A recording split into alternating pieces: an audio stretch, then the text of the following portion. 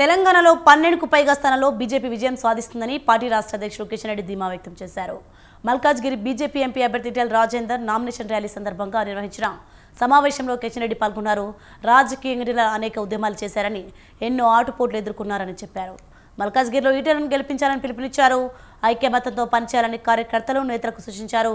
Secunderabad cantonment assembly ఉప ఎన్నిక కూడా కీలకమని, అక్కడ పార్టీ అభ్యర్థి వంశ తిలక్ను గెలిపించాలని కోరారు.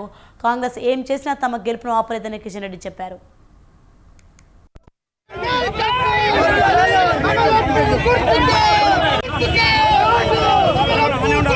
సంబంధించినటువంటి 4వ దశ ఎన్నికలకు సంబంధించినటువంటి నామినేషన్ల ప్రక్రియ దేశమంతా ప్రారంభమవుతా ఉంది.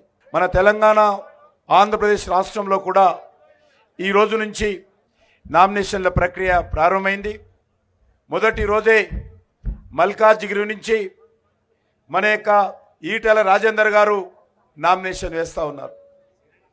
రాజకీయంగా అనేక ఉద్యమాలు చేసి, అనేక పోరాటాలు చేసి, అనేక ఆటుపోట్లను ఎదుర్కొని ఈరోజు మన యొక్క మల్కాజ్గిరి నుంచి భారతీయ జనతా పార్టీ తరఫున మరి మన పార్టీ ఎంపిక చేయడం జరిగింది.